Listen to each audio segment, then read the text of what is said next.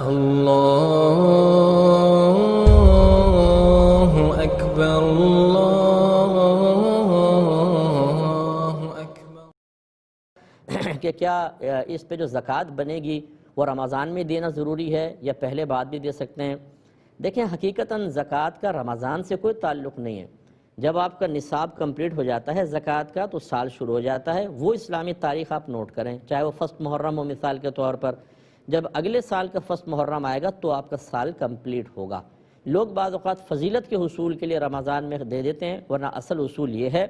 تو جو پیسہ آپ کا وہاں کٹ رہا ہے جمع ہو رہا ہے اس پیسے پہ آپ کے دوسرے مال کے ساتھ مل کر اگر نصاب مکمل ہے تو سال بسال زکوٰۃ بنتی رہے گی، ادائیگی اس وقت واجب ہوگی کہ جب وہ پیسہ آپ کے قبضے میں آئے گا۔ اب جو اس میں جائز دو صورتیں جائز بتائیں اس میں پروفٹ پر بھی آپ کی زکوٰۃ بنے گی، لیکن ایک صورت جو ناجائز بتائی اس میں اصل رقم پہ زکوٰۃ بنے گی، جو سود دے رہا ہے ادارہ اس کے اوپر آپ کی زکوٰۃ نہیں ہوگی کیونکہ وہ آپ کی ملکیت میں ہی نہیں ہے۔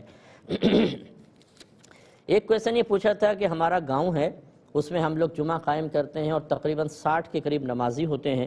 رمضان میں تعداد 200 تک بھی پہنچ جاتی ہے، تو ہمارا گاؤں میں جمعہ قائم کرنا کیسا؟ پہلا کویسچن تو ان کا یہ ہے۔ دوسرا پوچھا کہ اب اگر ہم ظہر احتیاطی بھی پڑھتے ہیں تو کس وقت پڑھیں، جمعے کے بعد 4 سنتوں سے پہلے یا بعد میں؟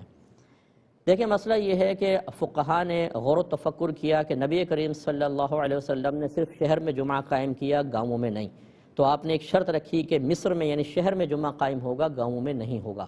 یہ آپ کا یہ اجتہاد کیا اور یہ نتیجہ نکالا، لیکن اس وقت مدینہ اپنے حجم کے اعتبار سے، عظمت کے اعتبار سے تو بہت بڑا تھا، رقبے کے اعتبار سے بہت مختصر سا تھا، لوگ آتے تھے وہاں نماز پڑھتے تھے چلے جایا کرتے تھے، گاؤں بھی قریب قریب تھے۔ پھر اب شہروں میں وسعت پیدا ہوئی اور بے شمار جمعے قائم ہونا شروع ہوئے اور اتنی وسعت ہو گئی کہ اب گاؤں سے شہر کے اندر آنا تھوڑا پرابلم ہوا، گاؤں بھی وسیع ہو گئے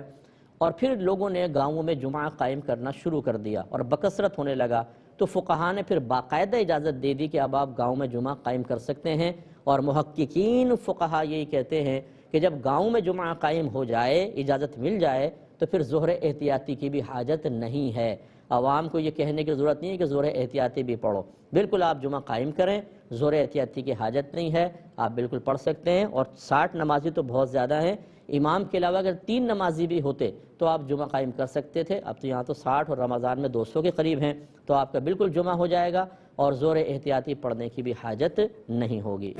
لبیک اللہم لبیک، لبیک لا شریک لک۔